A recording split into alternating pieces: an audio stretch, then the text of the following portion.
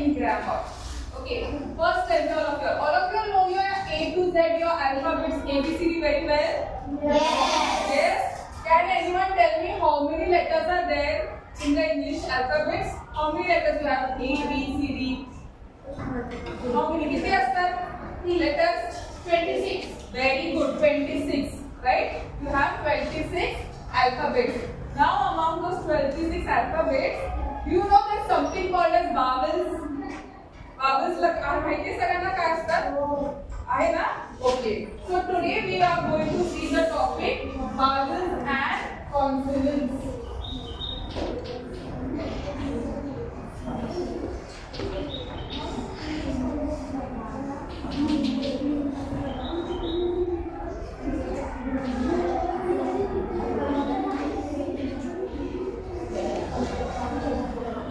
Okay girls, now pay attention over here. I am going to teach you what are vowels in a very simple way. जसं आपल्या मराठीमध्ये आपण सुरुवातीला काय शिकलो आहोत? स्वर. बरोबर? सगळे स्वर शिकलो आहोत आपण. परीक्षा राहिली आहे त्यावेळी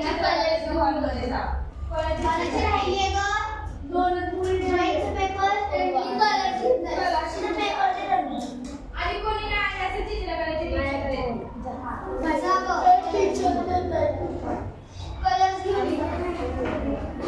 कोणाला जायचंय? तर आपण तसं कमिंग बॅक आपण जसं सगळ्यांनी बघितलं की आपण मराठीमध्ये काय करतो? स्वर आहेत आपले. बरोबर? आणि आपल्या स्वरपासून आपल्या व्यंजनचे शब्द जे आहेत ते तयार होतात. तसंच इंग्लिश मध्ये vowels हे काम करतात. ओके, फॉर एक्झाम्पल मी म्हणते ब ॲट बॅट. बरोबर? मग ह्याच्यामध्ये ब ॲट ए काय झाला माझा? ए चा साऊंड जो होता तो माझा स्वर होता. त्यालाच आपण vowel म्हणतो. ओके, आता एकदम सिम्पली सगळ्यांनी इकडे बोर्डकडे बघायचंय. मी तुम्हाला सिम्पल शिकवते की कसं आपण ओळखायचं की कुठला vowel आहे आणि त्याचा साऊंड कसा आहे. Okay, A B C D E F G H I बरोबर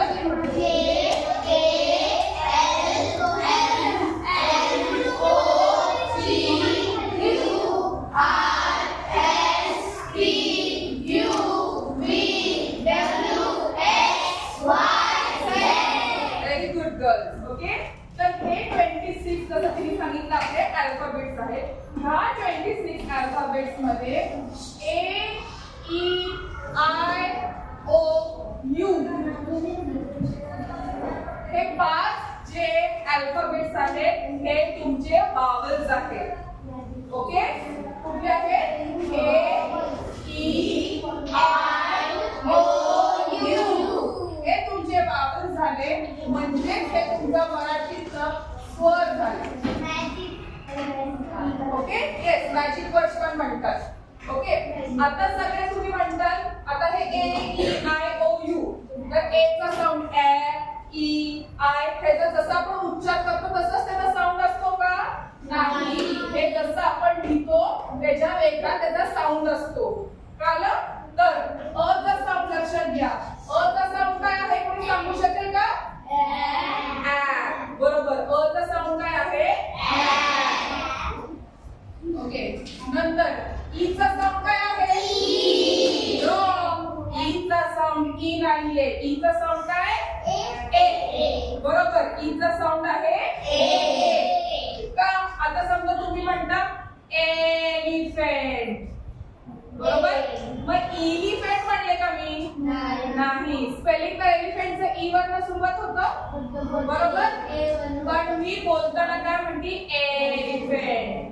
मग ई चा साऊंड आला का? नाही. ई चा साऊंड काय आला? ए आला. कळलं? ई चा साऊंड आहे तो ए असतो. नंतर आय. आय चा साऊंड काय? Very good. आय चा साऊंड आहे ई.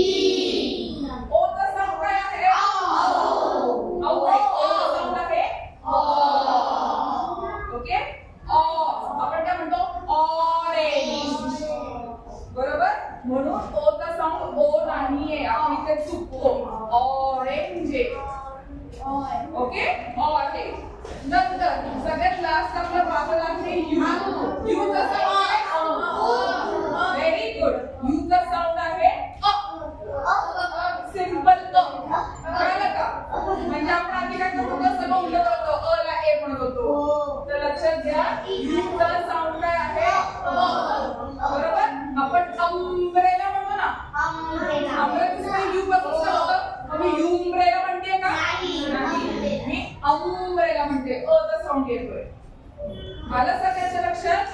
ओके, तर हे 5 शब्द बाजू जे असतात या सगळ्यांचा स्वर जो आहे हा वेगळा येतो जसं मी सांगितलंय.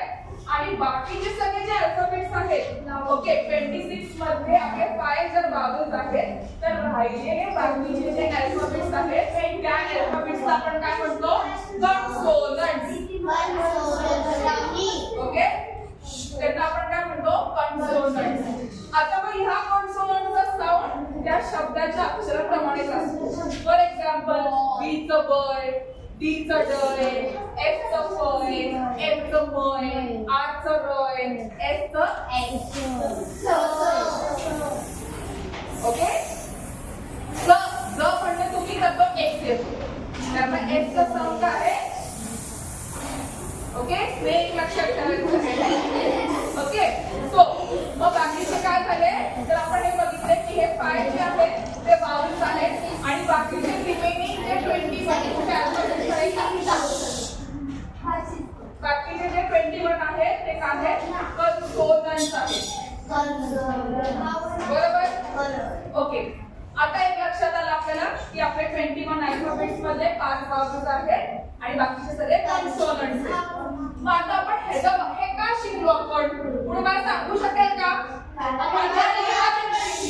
हात वरती करा. एक मिनिट व्हिडिओ बरोबर. अजून परत दुसरं उत्तर आहे, येस, इंग्लिश बोलता आलं पाहिजे. अजून लिहिताना पुढे मला सांगू शकेल आपण याचा वापर का करतो लिहिताना?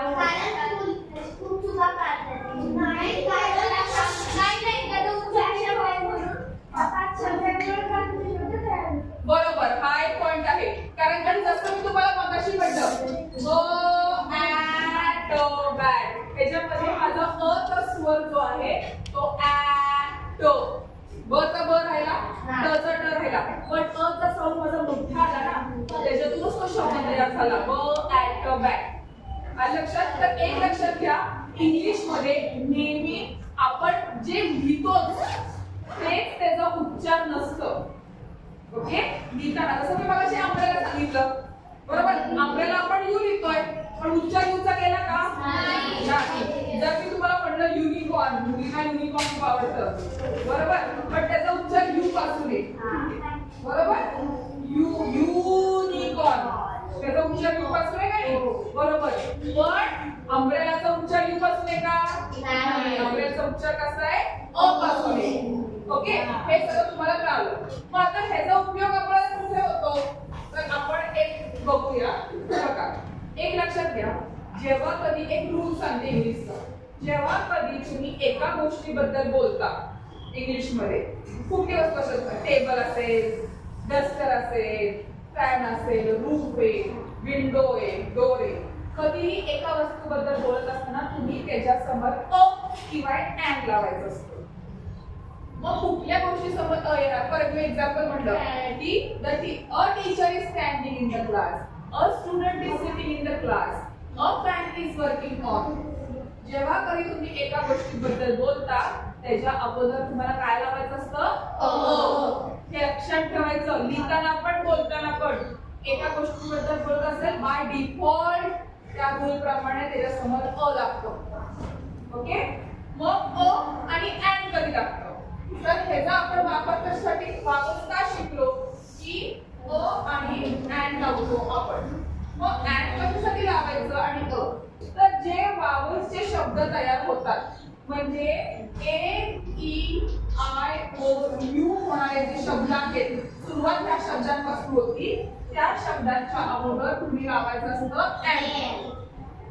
बरोबर, म्हणजे काय, apple and apple, elephant and elephant, ice cream I पासून आहे अँड आईस्क्रीम, ऑरेंज ओ पासून आहे अँड ऑरेंज, अम्ब्रेला यू पासून आहे अँड अम्ब्रेला. बरोबर. बाकी कुठल्या कन्सोनंट्सनी जर तुमचा शब्द होत असेल, फॉर एक्झाम्पल बॅट म्हणा, कॅट म्हणा, कॅट डॉग, असे कुठले कन्सोनंटनी जे शब्द चालू होतात त्यांच्या समोर लावायचं असतं अँड, सॉरी अ. कळलं? A-E-I-O-U होणारे शब्दांच्या अगोदर काय लावणार तुम्ही? कळलं? A-E-I-O-U शब्द जेव्हा असतात त्यांच्या समोर तुम्ही लावणार आणि बाकीचे सगळे जे कन्सोनंट्स असतात त्याच्या अगोदर तुम्ही काय लावणार? कळलं सगळ्यांना रूल?